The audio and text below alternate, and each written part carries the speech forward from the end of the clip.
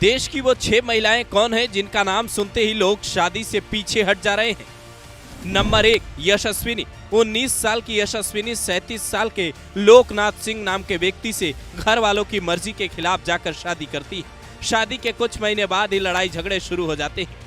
बात इतनी आगे बढ़ जाती है कि वो यशस्विनी को ये तक कहता है कि अगर तुम मेरे साथ नहीं चली तो तुम्हारी माँ को ले जाऊंगा। जिसके बाद माँ बेटी मिलकर लोकनाथ के खिलाफ प्लान बनाते हैं और उसे रास्ते से हटा देते हैं। बाद में पता चलता है मामला अवैध संबंध से भी जुड़ा था।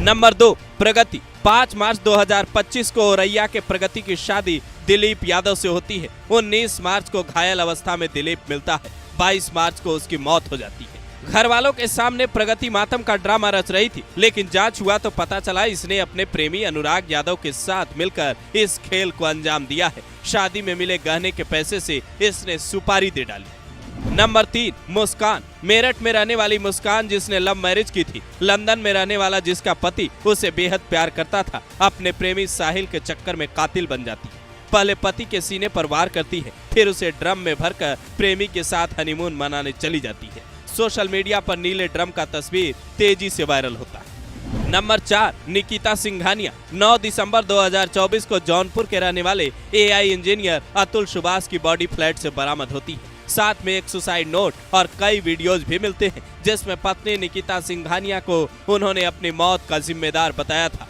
पुलिस निकिता को पकड़ पाती उससे पहले ही वो लोकेशन बदलने लगी। किसी तरह पुलिस के हाथ उस तक पहुंचते हैं और परिवार वाले भी उसके पकड़े जाते हैं, पर बाद में मामला अदालत पहुंचता है और कुछ दिन बाद ही निकिता सिंघानिया और उसके परिवार वालों को जमानत मिल जाती है। बच्चे की देखभाल का हवाला देकर निकिता जमानत की अर्जी लगाती है, जिसका अतुल सुभाष के परिवार वाले विरोध करते हैं, लेकिन जमानत आखिरकार मिल जाती है तो कई लोग सवाल भी उठाते हैं। नंबर 5, प्रतिमा सिंह। जनवरी 2025 में अंबेडकर नगर से एक व्यक्ति की बॉडी मिलती है। जांच में पता चलता है मृतक का नाम अजय सिंह है और पोस्टमार्टम रिपोर्ट में खुलासा होता है ये सामान्य मौत नहीं है। पत्नी प्रतिमा सिंह शुरुआती जांच में खुद को ही पीड़ित बता रही थी, लेकिन जैसे ही कॉल डिटेल खंगाला गया, पता चला अजय सिंह को मारने वाले आकाश यादव के साथ प्रतिमा का अवैध संबंध था। आकाश यादव ने पुलिस को बताया अजय टोका टाकी करता था, इसलिए एक दिन जब वो बाजार से लौट रहा था उस पर हमला कर उसे नहर में फेंक दिया। इस कबूलनामे ने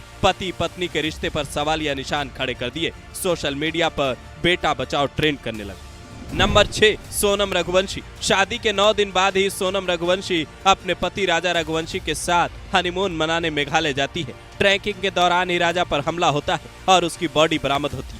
सोनम भी शुरुआती 16 दिनों तक लापता रही। अचानक से यूपी के गाजीपुर के ढाबे से वो पकड़ी जाती है। मेघालय पुलिस अब उसे ट्रांजिट रिमांड पर मेघालय लेकर गई है, जहां उसे पूछताछ के बाद बड़े खुलासे की उम्मीद है। राजा के घर वाले अब इंसाफ मांग रहे हैं, तो वहीं सोनम के घर वाले अपनी बेटी को निर्दोष बता रहे हैं। अब तक की जानकारी ये कहती है सोनम, जिसके पिता की प्लाईवुड की फैक्ट्री है जिसमें वो एचआर का काम करती थी, वहीं के मैनेजर राज कुशवाहा से उसका प्रेम प्रसंग चल रहा था और इसी चक्कर में उसने 3 लोगों को अपने पति की सुपारी दे दी। जिसके बाद से पूरा सोशल मीडिया एक सुर में कह रहा है आखिर इस जमाने को हो क्या गया है। 7 फेरे के बाद जिन पत्नियों को साथ निभाना चाहिए वही पतियों की जान की दुश्मन बनी है। आखिर इसका जिम्मेदार कौन है? घर, समाज, परवरिश, पश्चिमी सभ्यता या फिर फिल्म, सिनेमा और ओटीटी कंटेंट पर दिखाया जा रहा है गलत वीडियो?